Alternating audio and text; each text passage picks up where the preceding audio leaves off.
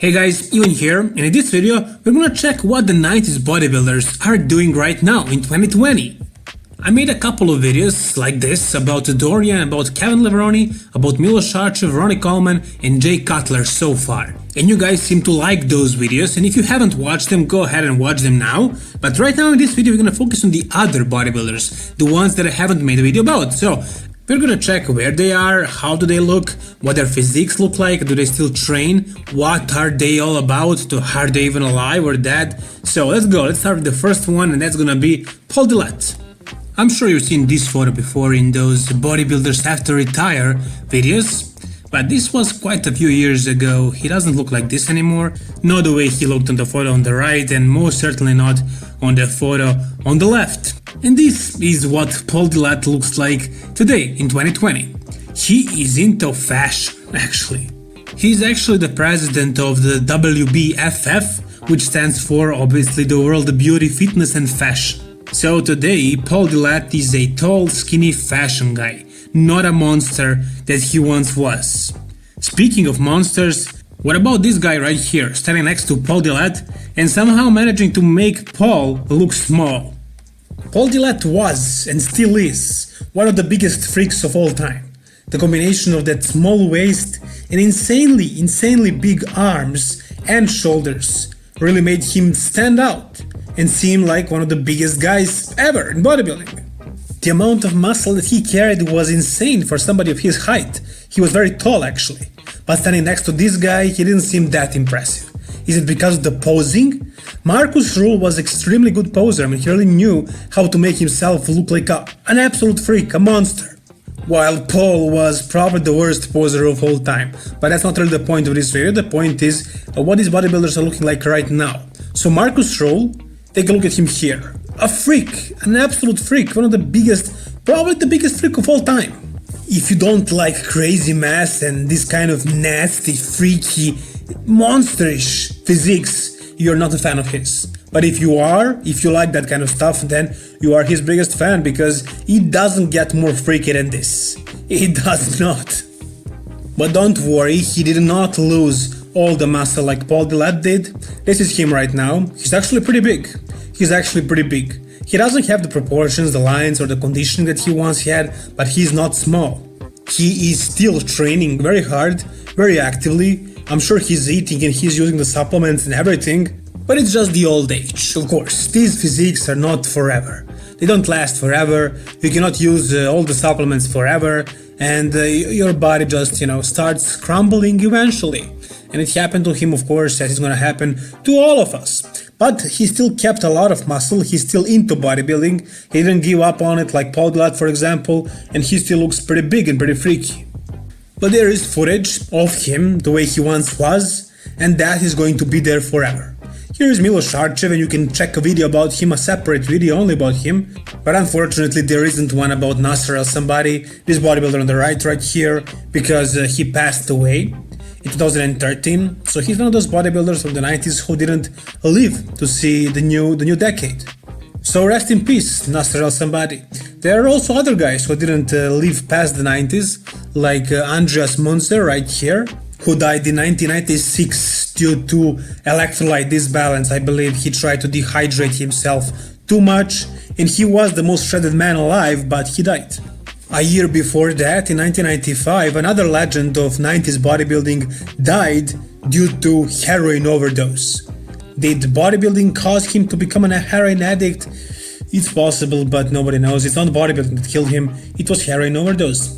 Mike Materazzo, another legend of 90s, died 1 year after Nasser El Somebody, 2014, and the same reason why Nasser died, cardiovascular disease or a heart attack.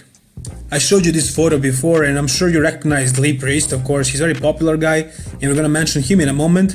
But do you know who is that behind him, doing the front double bicep? Behind Lee Priest, who is doing the crucifix pose? I think on the right there, is that Kevin Leveroni? And on the left, that could be Dexter Jackson. But the man doing the front double bicep behind Lee Priest is Gunther Schlierkamp. Gunther was another tall bodybuilder, just like Paul Dillette and Marcus Rule, and he was the only bodybuilder that was able to beat Ronnie Coleman after he became the Mr. Olympia in 1998 and before he was dethroned by Jay Cutler in 2006. I believe it was 2003 where he beat Ronnie Coleman in Brazil. I'm not sure which competition it was it Arnold Classic Brazil or something like that, you tell me if you know, but apparently Gunter beat him. Later that year, the Mr. Olympia Gunter was allegedly robbed extremely. They didn't let him get close to Ronnie because they didn't want to see him even compared, so he was like 6th or something. Anyways, Gunter right now looks like this. He still has some muscle, the biceps are kind of there, the triceps not really, they were never his strong point even back then, the chest is there, but overall he lost a lot of weight normally. He still does have that smile, that enthusiasm and charisma that he always had. He was always, smiling, he was always in good mood, at least seemingly, and it seems like he's still that kind of guy. He didn't hold on to the size like Marcus Rule for example, but he looks healthy unlike Rule. He's 50, his face looks like he's 40 or maybe even less than that. So props to him. Right here in this photo you can see him standing next to Ronnie Coleman of course and Chris Cormier. Chris Cormier, one of the most genetically gifted bodybuilders of all time, especially of the 90s. He was extremely strong and he wasn't really trying that hard. I mean, sure, you don't become a bodybuilding legend by an accident, I'm sure he trained extremely hard and did everything else, but he liked to party, he was a party man. He would go out on weekends and he would use a lot of recreational drugs. They say he would immediately take his shirt off and started dancing with girls and so on.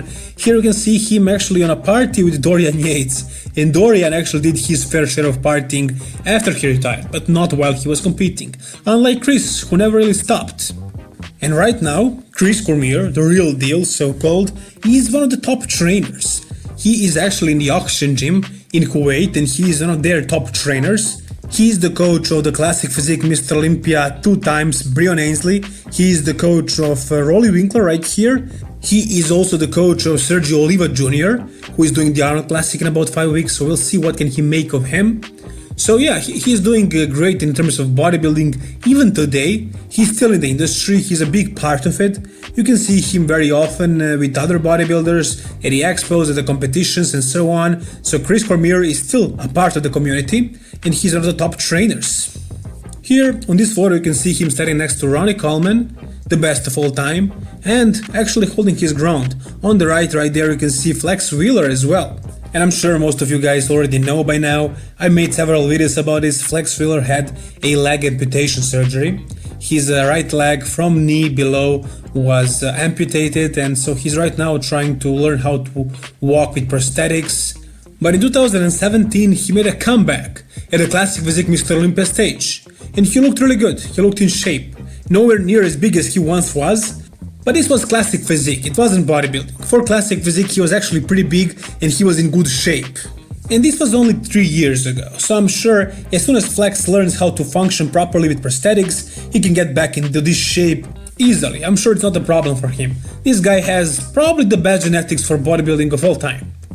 Lee Haney is an 8 times Mr. Olympia champion, but he competed mainly during the 80s. He won the 90 Mr. Olympia, the 91 as well. In 92 he retired, Dorian took over, so he competed 2 years during the 90s. So it's worth mentioning him since he is the 8-time Mr. Olympia champion. What he looks like right now you cannot really see, he never really posts a physique update. It looks like he's in a decent shape for his age and he's quite old. But as you can see right here, he looks healthy, he looks happy, he retired very early on when he was young, so I'm sure his health is still pretty good. Would you believe that he's actually 60 right now? He doesn't look 60. Dorian looks older than him and Dorian is 57. So props to Lee. He gave up on bodybuilding when he was young and I'm sure that's the reason why he kept his health and why he looks like this right now. One of the biggest freaks during the 90s also Jean-Pierre Fuchs, who actually could rival Dorian in terms of back development and overall mass. One of the few guys. Never really managed to bring the conditioning to that top fine level, and that was mainly because he was messing with the peak week protocols and he didn't really know what he was doing. He was talking about it in the interviews, he was basically trying to carb load, sodium deplete and so on, and he would always end up either flat or too full, spilled over, something like that. Nonetheless, he will be remembered as one of the top guys, one of the biggest freaks of the 90s. Here you can see him curling some weights, And this was not 2019 or 2020, this was a few years ago. And he looks similar to this right now, but here you can see he still has the size. He still looks pretty impressive. And he looks pretty healthy as well. These arms are looking pretty big, which were kind of his weakness, he claims. And overall, he looks really good. He looks in good shape. Forearms are looking huge, traps are there. It's a nice structure. At least it was a couple of years ago. And I'm sure he was on something right here, because now he looks much skinnier and probably much fatter as well. Look at the chins right there. He looks a little bit chubby and his arms look much smaller, and everything else pretty much. So I'm sure he stopped using higher dosages. He may have had some problems and that's the reason why. But anyways, enough about the big guys. Let's mention two more smaller little guys from the 90s, top bodybuilders as well. So first of all, we have Shawn Ray. What is Shawn Ray looking like right now? He's a little bit chubby, he's a little bit fat, but he's still a valuable part of the industry, the fitness industry, the bodybuilding industry. He has his own show, Shawn Ray's Hawaiian Classic, and this is the winner of 2019, I believe. So Shawn, I think he lives there. Not sure about that, but I think so.